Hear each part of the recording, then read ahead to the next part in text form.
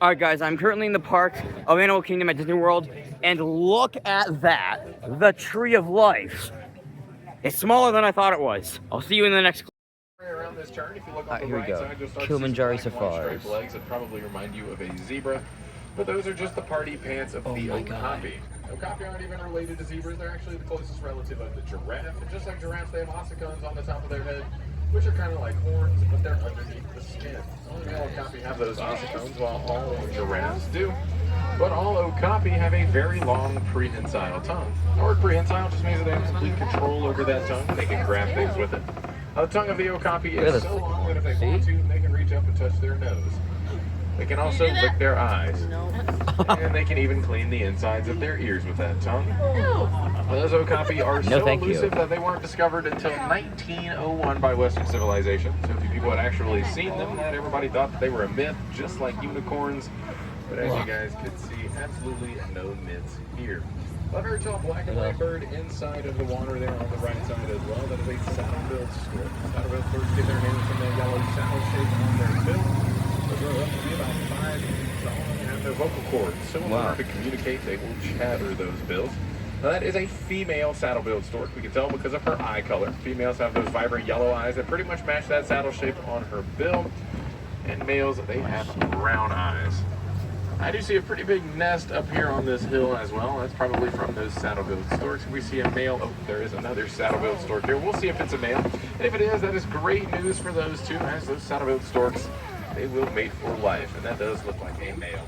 Here on the left side, up in front of those rocks, you'll see a black rhinoceros laying down there. We can tell that that is a black rhino. We're actually going to pull up a little bit because I see another little bit better view here also. Oh my God. We can tell that they have Actual rhino. because of that upper lip. You see that upper lip is pointed. It's also prehensile, just like the okapi's tongue, allowing that black rhinoceros to pick its food like branches, leaves, and grass to snack on. Just a reminder for everybody back there to remain closely seated for me, please. Guys, look. Those black rhinos There's the are nest. very, very solitary animals. They don't like hanging out with each other at all. They'll often cross each other's path, not even acknowledge one another, and they'll just keep on moving right along. Here on the right side, 2 different antelope species. We'll talk about the copper-colored ones with the horns first, because I see a couple Wow, of that is really cool. So the copper-colored ones with the horns, those are bongos. All bongos, male and female, with horns that are pointed up straight backwards. That allows the bongo to navigate through that tough forest underbrush without getting hung up on branches and limbs. Between that and their excellent camouflage, the bongo has earned the nickname of the ghost of the forest. Over on the left side, another greater kudu. Even the greater kudu back there were females, and we can tell because they don't have horns. Males do. They'll grow up between 4 and 6 feet long in a spiral or those corkscrew-like shape. We're leaving the Little Missouri Forest and heading out towards the Safi River. In the Safi River, the animals are semi-aquatic, so we'll have to look in or around some water to get the best view. But don't worry, just like in the Little Missouri Forest, I'll do my best to point them all out here as well. Nothing. Coming around this turn over on the right side, you'll start to see some very large gray birds. Those are pink-backed pelicans. Pink-backed pelicans get their names from the pink feathers that appear on their back. They thick. During mating season, they have quite the wide wingspan. Their wingspan ranges between 7 and 9 feet wide, which, to put into some perspective, is about the same width as that seat that you're sitting on. Wow. They are colonial nesters. As a group of those birds can get all the way up to about 500 pelicans. Speaking of groups, over on the left side, the whole bloat of Nile hippopotamus. I'm not being mean. A group of hippos is known as a bloat. Each one of those Nile hippopotamus, they weigh about 5,000 pounds. Weighing 5,000 pounds isn't conducive to great swimming. So rather than swimming, they'll usually sink themselves all the way down to the bottom and walk down there. The word hippopotamus translates from Greek into river horse because of those hippos' ability to move under and outside of the water. Despite weighing 5,000 pounds, those hippos can outrun us humans. Yeah. Now, hippos can't spend too much time outside of the water, or they do tend to overeat, so they spend the vast majority of their time underwater. They do all sorts of things down there, including sleeping. One thing a hippo can't do underwater is breathe. They can, however, hold their breath for several minutes at a time, and while they're sleeping, their head pops up out of the water. They'll take a deep breath in and go back under, all while remaining sound asleep. I didn't get to see any of those hippos' teeth, but they do have some pretty large teeth that they only use for vegetation. They are herbivores. However, the Nile crocodiles that you can find in these waters, here's one kind of near that log on the left side. They use their large teeth for a whole lot more than just vegetation. They're going to have to be about 500 pounds, and that doesn't stop them from being able to eat half of that Got on video. If they do, they don't have to eat Swamp again. bees. All that grub needs is fully grown, and our crocodile can get up to be about 20 feet long. It's huge. Passing up the crocs, if you look here on the left, you'll see that little waterfall. If you look up ahead, though, you'll notice that the water's starting to dry up. The leaves and the trees, they're opening up as well. Those are both great signs that we're headed out towards the savannah. Another great sign that we're headed out towards the savannah is currently straight up ahead. A very large tree, that is a baobab tree, also known as the Tree of Life. Oh. The Tree of Life earns its big name because it provides water to animals out on the savannah. Now you guys may be wondering, well, Arlen, how on earth do animals get water out of that tree? That would be a great question. They'll take their horns or their tusks, poke a hole in the side, and that water runs down just like an animal water fountain. The bark of the baobab tree is also pretty spongy. Animals can rip that bark off with their teeth, chew on it, and water out that way too. Now passing up that baobab tree, And a is meal, heading down too. to the savannah. The savannah is a very open landscape with high visibility, so there's a pretty good chance that we'll see multiple animal species all at once. If we do, don't fret, don't panic, sit back, relax, let me guide the tour. We'll talk about each and every one of them, and we'll hopefully get some of the best views that we possibly can. Yeah, Well, the man. very first thing I want you guys to do is actually look over to the right side. As soon as we come out from behind these rocks and bushes, you'll see a few wildebeest back there. Wildebeest love traveling in very large herds, so that's definitely a very small Awesome. herd of wildebeest. Sometimes those wildebeest herds can get all the way up to about 1.5 million wildebeest. Seriously? Making it the second most densely populated land mammal, right behind humans. Wildebeest have another Wow. name. That name being Gnu, spelled G. Oh my God, guys, look. Named after the Giraffes. sound that they make, Actual but you giraffes. probably knew that already. Here grazing on this tall grass, that is a male eland. I see another eland off in the distance, so we'll hold off on talking about them until we cross the That is other really ones. In the meantime, I cool. want you guys to look out over the entire savannah. You'll notice that all those trees start losing their leaves at around the same height. The height's about 20 feet up there, and it is thanks to the Maasai giraffes, like you can see sprinkled about over on that right side. That Maasai is giraffes are supposed to be awesome. around 20 feet tall, and they use their height to their full advantage, reaching up and eating leaves off the bottom of the trees that other animal species just can't get to. Yeah, Maasai man. giraffes, they've got another trick up their sleeve. If you guys take a look down at your sleeve, the distance between your elbow and your fingertips, that's about the same length as a fully grown giraffe's tongue. We'll talk a little bit more about Wow. those giraffes when we get a little bit closer. If you look That up is ahead, you'll see some more insane. black and white stripes. I remember that, But this right? time, those black and white stripes actually do belong to the zebra. More specifically, these are Hartman's mountain zebras, and we can't tell because of those stripes. You'll notice they don't go all the way underneath their belly like other zebra species do. They also have wider Zebra. stripes around their hind legs. It's Marty. Their body, and just like a human's fingerprints, each one of those zebra stripe patterns is completely unique and identifiable. Back behind those Hartman's mountain zebras, you'll see 3 sets of long arched backwards horns that belong to the sable antelope.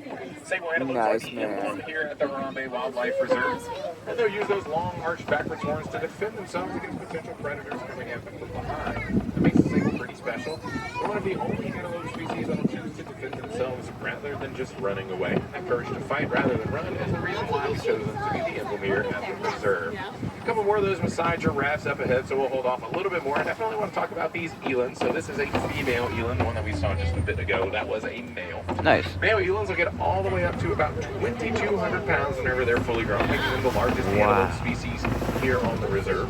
That is But that awesome. large size doesn't stop an eland from being able to jump about 6 feet high Are you from a standing kidding me? position. They can also maintain an indefinite trot, meaning an eland can jog as long as they want to. Pretty athletic for that That large is awesome. size. Now the Dear eland God, and that's the terrifying. Hartman's mountain zebra actually have something in common. That is that flap of skin on their neck called a dewlap. Those dewlaps are filled with blood vessels acting like radiators for all the animal species that have them. Now, only mountain zebras have those dewlaps, so that's another great sign that those were in fact Nice. up ahead, another one of these Maasai giraffes. And I said, well, we talked about their tongue a little bit earlier. These Maasai giraffes will only sleep for about 30 minutes out of the day. That leaves 23 hours and 30 minutes for other fun activities. What's more fun than eating? So they'll spend a lot of time eating, so much so that that tongue is purple. That purple color potentially helps to prevent being sunburnt because it spends that much time outside of these giraffes' mouths. Now, they really do only sleep for about 30 minutes out of the day, but unlike us humans, they won't even do that all at once. So they'll go break That is cool. like a little nap here and a little nap there, all tallying up to that 30 minute. Here on the right side, you see 2 small brown antelopes up near that tall grass. Those are springbok. That is awesome, Antelopes man. here on the reserve, that's all fully grown. I think they're named for their love of jumping. They'll do something called pronking, where they jump up and down repeatedly when they're startled or excited. They can also jump about 9 feet high, 13 feet across, and jumping isn't even the only thing that those little guys excel at. They're also very fast. They're actually one of the fastest animal species in the entire world. We've got Bird. speeds of about 50 miles an hour. Oh dear They God. pack all of that athleticism into a frame. It's only about 2 or 3 feet tall when they're fully grown. Wow. Now back to those Maasai That is giraffes just a little bit. insane. Not seeing any more over here, but we definitely had a view of their legs. Maasai giraffes have very long legs, and like I said, they only sleep for about 30 minutes out of the day, but they take them in little naps, and they'll sleep standing up. That's because of those long legs. It takes them a few seconds to stand back up from a laying down position, so rather than laying, they much rather spend the vast majority of their day standing. Over on the left, you can kind of start to see a male mandrill. We're going to come around here. Straight up ahead is a male African elephant. Oh my I can God. tell that that's a male African elephant. One, because it Elephant. is a large size. Males will get all the way up to about 13,000 pounds, while the females, they'll stay nice and trim at only about 8,000 or 9,000 pounds. That is A little bit more. insane. See that mandrill over on the left side. We'll talk more about the elephants in just a bit. Bird. We want to talk about Bird, these bird, mandrills. bird. I Or can tell that's a male not a mandrill bird, also that's a because of his monkey. size. Male Male mandrill. mandrills get up to be about 100 pounds or so, making them the world's largest monkey species, while the females like the one under the trees there, Ooh, look at all that. 55 pounds or so. That's actually pretty cool. Male mandrills also have those very vibrant colors on their face and rear that female mandrills do not have. Alright, so those elephants, another good sign that that was a male is that he was all alone. Male They're African close. elephants, they love to be alone, while the females like to hang out in groups. Pachyderm. Although that is true, sometimes male African elephants, they like to spice things up a little bit early in their teenage years. Male African elephants can go out and form small bachelor herds whenever they decide it's time to leave the main group. Even if they do, they'll eventually get tired of living with all of their friends and they'll go out and live all by themselves. So if you see a solo African elephant like we just did, it's almost always a male. In a small group, you got to use other clues like their size to determine if they're male or female. But a large group of elephants, those are almost always females. That's because when a female African elephant is born, she's of course born into her family, and she'll stick with her family for the rest of her life. Female African elephants live in matriarchal groups led by the oldest and the wisest females. We surprisingly made it across that bridge. We are now heading into these red clay pits. Elephants love red clay. It's one of their favorite snacks. They'll often take their tusks, Seriously? drag them through the clay to break it up, and then they'll eat it just like that. It's a great source of They minerals. eat If clay. you look over on the right side, you'll see some tusk marks in the clay. That hopefully means some elephants. On the left side, we'll see. And there is absolutely a couple elephants over there. Oh, yeah. A baby African elephant. And Huh? that baby African elephant, she didn't come from nowhere. Her mother stayed pregnant for almost 2 years, about 22 months before she gave birth. Ouch. And when that baby was born, she weighed a couple hundred pounds. So elephants are never really the smallest Wow. creatures. Now these are definitely a group of females here. There's quite a few of them out there, and baby elephants are almost always hanging out with their mothers and that matriarchal group.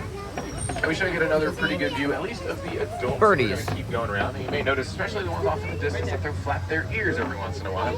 They're not trying to fly away. They're There's the just trying to baby. keep cool. Elephants, they've got lots of blood vessels in their ears, so by flapping them like that, the air is circulating all around, keeping the blood cool, which in turn helps keep the elephant cool. Straight up ahead, a couple more baobab trees. When we see those elephants again, baobab tree farther away from us, you can really see those holes poked in the side from the animals trying to get that water out. As humans, we don't have horns or tusks, so we can't utilize those baobab trees for our water needs, but we do have water bottles and water fountains. So this is your reminder to stay hydrated. It's nice and toasty out there. Make sure y'all are drinking that water all day long in order to prepare. That is cool. A great view of that baby elephant there on the left side. We talked about the prehensile tongue of the okapi. We talked about the prehensile upper lip of the black rhinoceros. Those elephants have a prehensile appendage of their own. And that is, of course, their trunk. They use their trunks for a whole plethora of things, including gathering up food, putting it in their mouths. They can also take mud and straw and throw it on their back. That'll help them keep cool. But my favorite thing that elephants do with their trunk is actually drink with them. They can't drink through their trunk, but they can fill them up with water, put them in their mouths, and Birdie. use them kind of like a water bottle. I'm coming around past those elephants also on the left side, a little bit closer. Oh my God, flamingos, guys. There's a group of greater flamingos. The It's pink known as birds. Flamboyants. Greater flamingos are the tallest and the lightest colored pink of all the flamingo species. I When see. they're hatched red. They get that pink color from all the shrimp that they eat. So we notice a couple of them sticking their head in the water and turning them upside down. They are filter feeding, looking for that lovely Birdies. Coming around, you might get a couple more glimpses of those elephants off in the distance. Another thing about their trunk is that they actually have more muscles in their trunks than we humans do in our entire bodies, making their trunks very, very strong. So strong that the elephant has gotten the nickname the bulldozer of the savannah because of their ability to knock over trees. That's a win-win for both the elephant and the savannah. The elephant gets some leaves off the top of the trees that they otherwise couldn't reach, and the savannah gets some new growth. So everybody loves those bulldozers. Coming around here on the left side, you see that muzzleloader there in the middle. That is a great sign for rhinos. Rhinos love rolling around in that mud. It's like their version of sunscreen. It'll both keep them cool and protected in that hot savanna sun. There we are. So we'll hopefully get to see some white rhinoceros as we make our way through, and that Ooh. we most definitely will. If you look over on the right Wait, side, kind of didn't in those those go bushes, extinct? you'll get a partial view of some white rhinoceros up there. I think we're going to keep going. There. We'll try to get a little bit better view on the way around. We can tell that those are white rhinos because of their jaws. The white rhinoceros has a very wide jaw that the black rhino doesn't have. That's because white rhinos were raised to eat, while the black rhinos utilize those prehensile upper lips to pick Wait, their didn't food. black We'll rhinos talk a little bit also more go about those extinct? rhinos if we get to see them again. Because up ahead, if you look all the way to the back up through those bushes and trees, there's a cheetah back there. Cheetah. Are, of course, the fastest land animals. They can reach top speeds up to around 68 miles an hour, but they can only maintain that speed for around 200 yards or so before they'll get tired and have to take a That break. is awesome, man. Those cheetahs also have that very long and strong tail that they use kind of like a boat rudder whenever they're running at those top speeds. That'll help them make That is sharp awesome, turns and man. maintain their balance. Another trick that those cheetahs have to run that fast is their claws. Every other cat species has fully retractable claws. However, Not the cheetah. the cheetah, their claws are always at least partially out. So that way they can have that rapid acceleration, reaching their top speed in around 3 seconds or so. Passing up those cheetahs, straight up ahead are Kopi Rocks. Lions love to climb to the top of those Kopi Rocks as they Lions. right here. Look, that is a male lion all the way at the top, and then a female lion here, a little bit shorter rock. Oh my God. Making our way They all the can way see behind around here. the I think we'll rock. get a spectacular view of Simba. the lions. That's exactly what we're going to do. Now, We'll seeing get the to see male Simba. on top of those rocks is actually pretty rare. It is usually the females that climb to the top of the Kopi Rocks, so that way they can look out over the savannah, while the males will hang out at the bottom with the rest of the pride, ensuring that everybody and the territory are nice and safe down there. We're going to go ahead and make our way around. Definitely some more white rhinoceros, and we'll get to see those a lot closer here in just a bit. So don't worry about Rhino. those too much. Feel free to check AKA out the these high lions. capacity assault unicorn. You'll see that male, especially when we come around, has that long mane that the females do not have. Now, the view that I saw looked like that was a little bit of a younger male. His mane isn't fully grown in yet, but it is coming along quite nicely. Nonetheless, a male lion's roar can be heard all the Look way at up to that. about 5 miles away. Yeah. And those lions, they love to sleep and they love to rest. The lion will sleep or rest between 16 and 20 hours a day. They're the most active early in the morning and in the evening. Lions have significantly better vision at nighttime than they do during the day, so that's where they'll go and do the vast majority of their hunting. Those females are the ones that do the most of that hunting, so the way the males can hang out at the bottom and protect the pride as well. I just saw a couple warthogs back there. Oh. Warthogs are the world's largest burrowing animal. They have 2 sets of tusks, 1 set of tusks to burrow, the other set to defend themselves. Where? I'll often back themselves all the way into their burrows, burrowing all 4 tusks to show. That helps ward off potential predators. At least we got ourselves Okay, I saw an that. ostrich over on the left side. Potentially Ostrich. in the road, so we're going to hang out here for just a bit. Up ahead, though, a fantastic view of a whole crash of white rhinoceros. A group of white rhinos is, of course, known as a crash. Of course. You can definitely see those wide jaws here, really with no issue, but none of these rhinos, not one, can see us. They can only see about 5 or 10 feet in front of them, and even then it is still pretty blurry. Instead, they rely heavily on their hearing and their sense of smell instead. Wow. Check out those ears. They're all following us around kind of like little satellite dishes, trying to get the best sounds that they possibly can. They can absolutely hear every word that I have to say about them. They can probably smell us too. They have some great senses aside from that vision. Those rhinos have a top speed of about 35 miles an hour. Don't ram us. Definitely very fast for an animal that can weigh up to about 5,000 pounds. That's another major difference between those white and black rhinos. The white rhinos are a whole Oh yes, lot the tall turkey. of the black rhinoceros. Here on that right side, a great view of that ostrich as well as a couple ostrich eggs. Ostriches are, of course, the world's largest birds. They can all weigh up to about Eggs. 250 to 300 Oh, awesome. pounds. That means that they can't fly. So to make up for that lack of flying, they are very fast. With a top speed of about 40 miles an hour, making the ostrich the fastest animal on 2 feet. That was Oh, a nice, man. female ostrich. We can tell because of her light gray feathers. Males are a whole lot darker. They're pretty much black. Those ostrich eggs were some pretty big eggs. Each one of them is the equivalent to about 24 chicken eggs, and they weigh about 3 pounds each. Now, you may be curious as to how they aren't broken. They're laying out in the middle of the savannah after all. Well, that's because they're designed to lay out in the middle of the savannah. Those ostrich eggs are so strong that the average human could stand right on top of one. and it wouldn't even crack. Wow. We're leaving the savannah. I hope everybody back there is on their best behavior because we're passing right by the Warden's post here in Magadi Glen, and it looks like the Warden has a couple visitors. These visitors are Nigerian dwarf goats who get their names from their petite size despite being fully grown. They're known as excellent climbers, as you can see by the ones over in the back. Ah, yes, goats. And they are one of two domesticated species here on the reserve. Nice, man. Those Nigerian dwarf goats' milk, it is safe to consume by humans, which makes it a popular way to make cheese. And if you were to see two of those Nigerian dwarf goats giving each other a headbutt, you may initially be worried, but that's actually no cause for alarm. A headbutt to those goats, that's just like a high five or a fist bump to us humans. As our time together comes closer to an end, I'm sure you guys are thinking about how beautiful those animals were and how lovely that scenery was, and I would absolutely agree with you. But as humans, it's our responsibility to help keep it that way. One of my favorite ways of doing so is by thrifting clothes. By thrifting clothes, you help prevent the manufacture of new clothes that use up valuable resources, while also keeping old clothes out of landfills that take up space from animals all around the world. Now, thrifting clothes isn't for you, that is a-okay. I completely understand. Another great way that you can help save the planet while also saving some money is by using a reusable water bottle.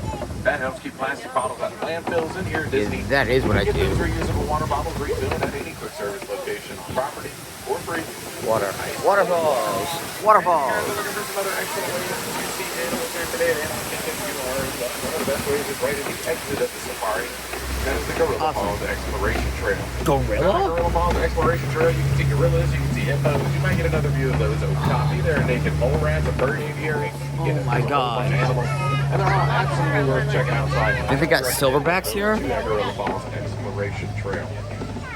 Our time together, it has come to an end, but That is amazing. Like to say amazing. goodbye. Goodbye is far too sad and far too final. Instead, we'd rather say Quaharini, which means to go well. So, Quaharini friends, enjoy the rest of your day here at Animal Kingdom or wherever else your adventure may end up taking you. Oh, I If you will. head over to Gorilla Falls, please be sure you tell my friends there that I said hello. This is a video in and of itself. Feet and legs, the doors will be opening. Watch your step on the way down again. Hey, you guys, look at that. The Tree of Life.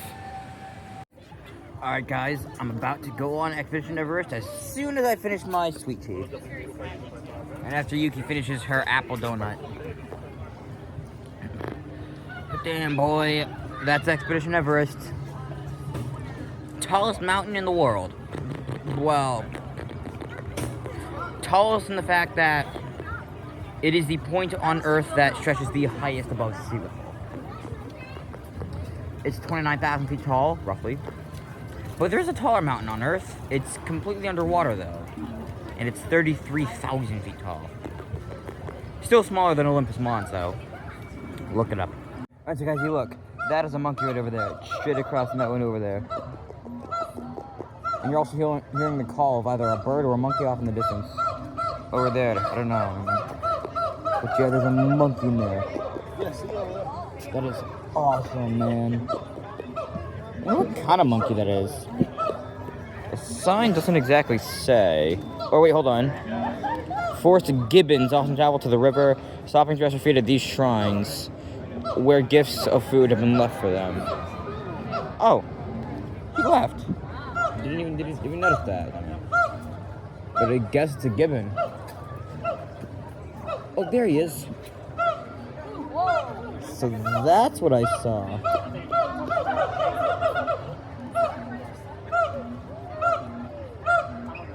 Whoa. Dude, imagine if humans could parkour that easily.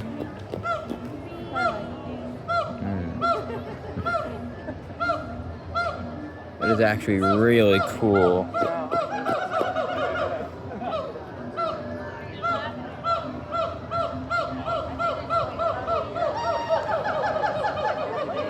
Okay, it might be the monkeys. Monkey!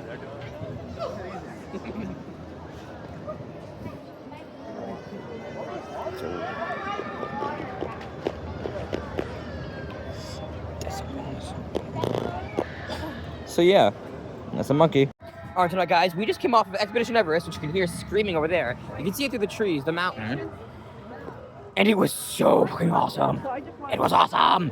We went backwards, people, backwards, and hit some major G's doing it. And so now, man, yeah, you can just applying hand sanitizer because she thinks she just got bird shit in her hair or on her finger. But yeah, see you in the next clip. Feliz Navidad. Navidad. Feliz Navidad. Prospero año y felicidad. My favorite Christmas song. We wanna wish you a Merry Christmas.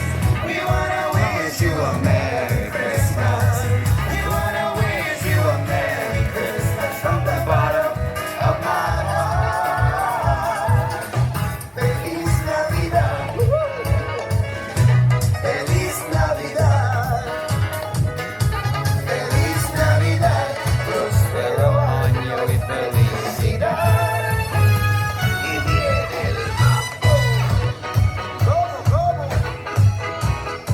Para lo que decían que no. That might be it. Ese number one band, the number one sound. Ese number one band, the number one I think sound. that might be it. La calle, durísimo.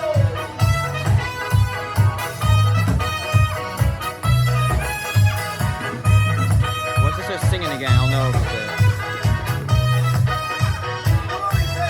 What is it? Feliz Navidad. No, you say the number nine. Feliz Navidad. Feliz Navidad. Prospero año y felicidad. We wanna wish you a Merry Christmas. We wanna wish you a Merry Christmas. We wanna wish you a Merry Christmas from the bottom of my heart. Y vuelve el mambo. ¿Cómo? ¿Y cómo dice la chamita? La chama. Arriba de un pare. ¿Qué? Arriba de un pare. La chama. Durísimo también, que si no se nos pone brava.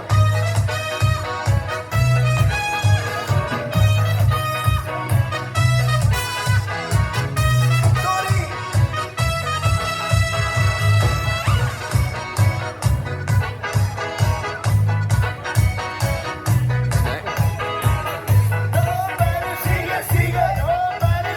Sigue. ¿Qué tal? Sigue.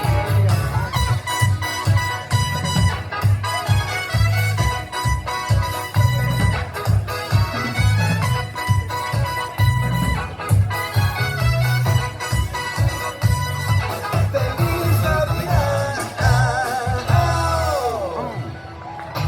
Well, thank you everybody for enjoying this roller coaster of music and dance to the Vida Gaga. If everybody have fun, I want to hear the next clip. everybody scream. Two. Now that's what I'm talking about.